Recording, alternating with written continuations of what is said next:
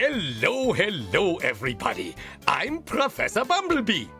Today, we are going to talk about type 1 diabetes.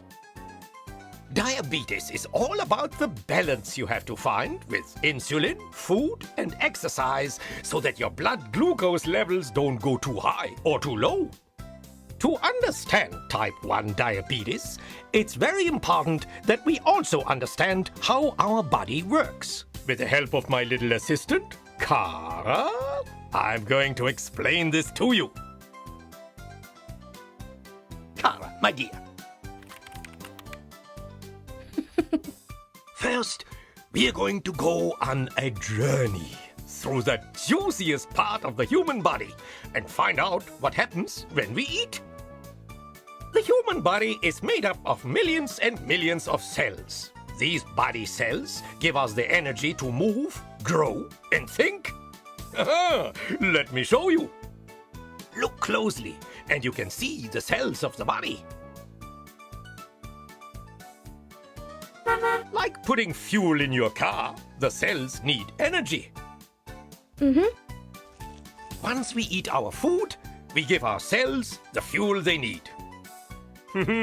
Now things are getting really interesting. Come, Cara, and stand behind my special screen. Let's have a look at what happens to food once you swallow it. Your mouth is for talking and chewing, so bite your apple now, Cara, and start chewing. Like a slippery slide, the food goes down a long tube that joins with, yeah, you've guessed it, the stomach. Your stomach turns your solid food into mushy food. The stomach then links up with the small intestine and it loops around and around. This is where the food gets really mushy. The small intestine turns the food into other, even smaller things, and one of these things is glucose. Now, remember the cells need food? Well, the glucose is what they need. Glucose comes from certain types of food called carbohydrates, such as bread, pasta, or milk, and many other things that you will learn about. Next up for the glucose is the bloodstream. The bloodstream is like a roadmap in your body. Blood carries all sorts of things, including the glucose. The blood is very busy carrying glucose all around the body. Oh my, it is thick and gluggy in there. When the pancreas sees the glucose coming, it starts to make insulin. But what did I hear you say?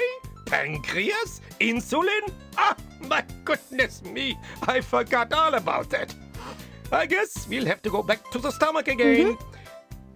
There it is, the pancreas hiding behind the stomach. One of the important things the pancreas makes is insulin.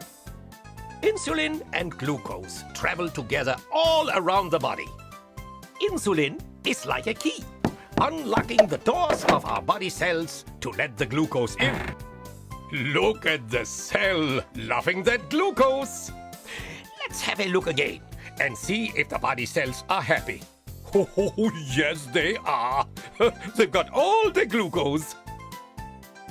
With all that energy, the cells help us to do whatever we like to do, like thinking, walking, playing, jumping, skipping, swimming, hopping, and having fun. Now, Cara, your doctor tells you that you have type 1 diabetes. I know you feel worried, but with insulin injections and exercise, you can be as healthy as other children and keep doing all the things you've always done. But I can hear you asking, how did I get diabetes? Type 1 diabetes happens when the pancreas stops making insulin. When this happens, there are no keys to unlock the doors to your cells, so then they can't get the glucose they need. Your body cells are going hungry. That's why you felt so very tired. What else happened when you first got diabetes? Well, you lost a lot of weight. You are also very thirsty and drank a lot of water. Drinking a lot of water made you go to the toilet more often. This was because the glucose in your bloodstream had nowhere to go except to stay in your bloodstream, so your kidneys had to help out. Your kidneys took the glucose out of your bloodstream and into your urine. And that's why you wanted to go to the toilet so much. The treatment of diabetes is insulin injections, making sure that you eat healthy food and stay very active. Also, you'll need to check that your blood glucose levels stay mostly within the normal range. Insulin injections are really important. When you have the injection, your body gets the insulin it needs. You'll feel the needle a little bit at first, but it won't last long. When you're little, a grown-up will give you your injection. You see how the insulin goes through the needle? Oh, you're going to feel much better with all that insulin in your body, ready to do its work.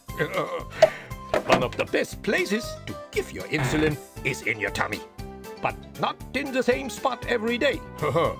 Otherwise, you'll get a lumpy bit there. There are some other important things you should know, like hypoglycemia. Oh dear, what a big word! Hypoglycemia, or hypo for short, happens when your blood glucose level drops too low.